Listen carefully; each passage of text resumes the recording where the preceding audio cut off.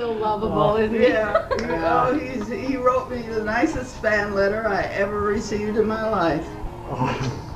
That's terrific. Well, now he's blushing. You got him blushing. Well, as you know, your film is my favorite. So I'm your favorite, yes, that's right. And they're gonna the university is going to. I suggested that they have a form of Sons of the Desert there and call it Our Wives.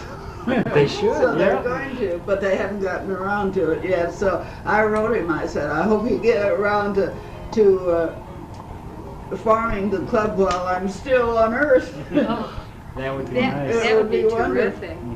It would be a historical thing. I mean, it would be unique because of the subject and me being in the pictures and doing the paintings and all. I think it would be unique. And I wanted to talk to you and Hank and Laurie about. I'm trying to work it out so they'll have these pictures made up like these in the book, only larger, and for sale. I think a lot of the fans would, especially if I'm still alive, to autograph them. That would be fantastic. You know what I was wondering? You said your first film was 1919, but how did you break into films? My father had a practice in Oakland, and I was monkeying around an amateur way, photography things. And anyhow, an ad appeared in the paper that they were going to, they were looking for talent for a picture down at the old Chaplin studio at Niles, California. I wrote them a letter and sent them photographs, and they wrote me back to come on down. They'd like to talk to me. And I was, I think, 17 then. And so I went down, and they taught me into a course in makeup for $35. So anyhow, they did make a picture. They were extras, really. I met them afterwards, you know, when I was in stock and photograph.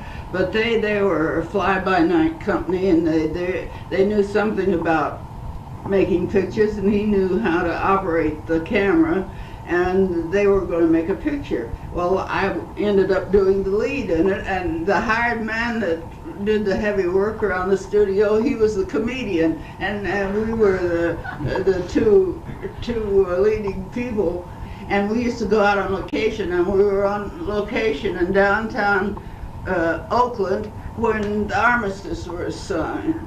I can tell by that. And everybody stopped what they were doing and drove all around and yelled and screamed and everything. And people looked at us because I had that awful yellow makeup that they used to have. Well, they were going to build a studio in Hollywood, so they said. And so I had the movie book by then, and I got my father to sell his practice and move me to Los Angeles. And I didn't know anything about it, but when one of his patients gave him a letter of introduction, he told him that we were going to go in the movies. And so it was Ernest Traxler, the production manager at Universal City. And so when I got down here and got settled, I went out to Universal on the big red cars. You know, it was the only way you could get out there then. And I went to this Ernest Traxler, and he took me over to Eddie Lyons and Lee Moran. Do you remember them? They were comedians, quite well-known comedians. So they took my name and telephone number, and they had a character woman there, but she got sick about 2 weeks later, and they gave me a call. They said, "Is this Babe London?" You know, my real name's Ruth Glover. And so I said, "Who is this?" And I thought someone was ribbing me, you know, because I wasn't used to the name. And so they they said, could you come out to Universal City right away? And I said, oh yes, and out I flew, and I got there, and I went to their office, and they said, did you bring your makeup? And I said, no. I didn't even know enough to take my makeup with me. This Jean Deroux, the director, is out here, a resident now. And so he looked kind of wild-eyed, and he turned to Mildred Moore. She was an ex-Follies girl. And he said, Mildred, would you take this young lady to your dressing room and give her some makeup?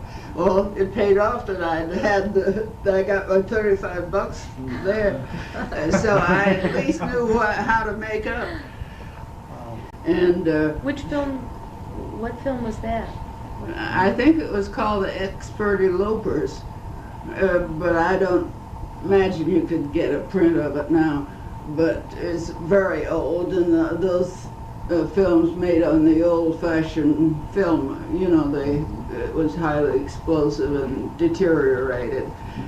So anyhow, I was sitting there putting my makeup on, and I was thrilled to death. Oh, here I am, an actress, and I smelt smoke. And I kind of looked out of the corner of my eye, and there was Mildred looking very bored. And I thought, oh my God, it's the first time I'd ever seen a woman smoke. Oh! And I thought to myself, oh, here I am, an actress and a woman smoking. And so anyhow, we finally we went out on location that afternoon, and there I was, working, and people were standing around, although not as many people as you get today. But people would pay attention and look, and I did the lead. I was at Moran there in that first picture. It was one of those comedies that there are only 4 principals in, and anyhow I did that, and so evidently I got by.